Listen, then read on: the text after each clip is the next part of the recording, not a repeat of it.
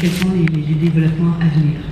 Je mentionnerai aussi qu'on a, bon, évidemment, les vendredis et samedis, donc 4 jours de conférences avec des tables rondes qui seront... Tell us when we can start. Go.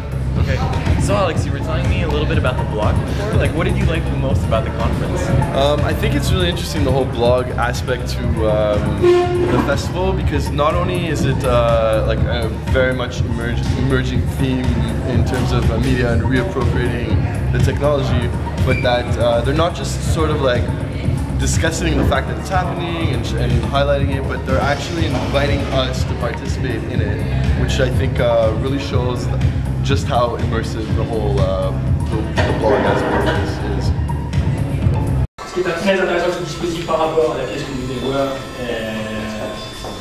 sur la question de l'immersion, justement, c'est la proléoscopie qu'on passe d'un environnement où on a des lunettes, on est assez loin d'un écran, on a de la spatialisation, on a une mise en espace qui est assez ample, assez facile, assez confortable d'une certaine manière. Là, on se retrouve à un endroit beaucoup plus étriqué, beaucoup plus précis, où on doit se concentrer d'une certaine manière, et on se retrouve face à face avec une image seule, comme l'a expliqué Hendrik.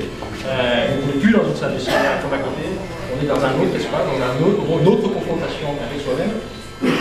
Et comme on va vous l'expliquer après, c'est un peu la suite logique des autres installations où, pour nous, l'immersion aussi, ça questionne la question de l'intimité, ce que moi j'appelle l'immersion intérieure, c'est-à-dire la manière dont nous avons à expérimenter non pas un espace autour de nous, mais l'espace qui est à l'intérieur de nous.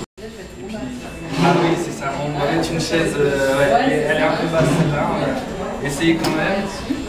On va mettre une chaise réglable.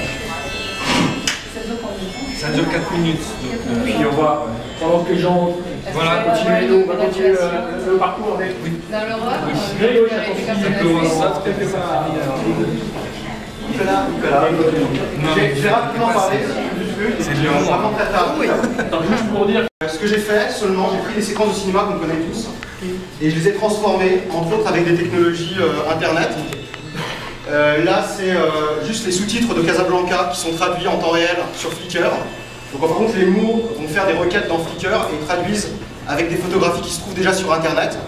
Donc il y a pas mal de dispositifs comme ça qui prennent des séquences de cinéma, qui les transforment et qui les conjuguent avec des flux sur Internet. Voilà, très simplement. Donc l'idée c'est que le cinéma, c'est pas seulement... le futur du cinéma, c'est pas seulement de faire du nouveau cinéma, c'est aussi prendre des films qu'on connaît tous, qui nous hantent, qui hantent notre imaginaire, de les transformer, de les déconstruire, de disloquer leur narration, la manière dont actuellement on s'identifie avec un film, et de les confronter avec ce qui se passe aujourd'hui, en particulier sur Internet, et qui produit beaucoup plus d'images que le cinéma, qui est devenu un art minoritaire.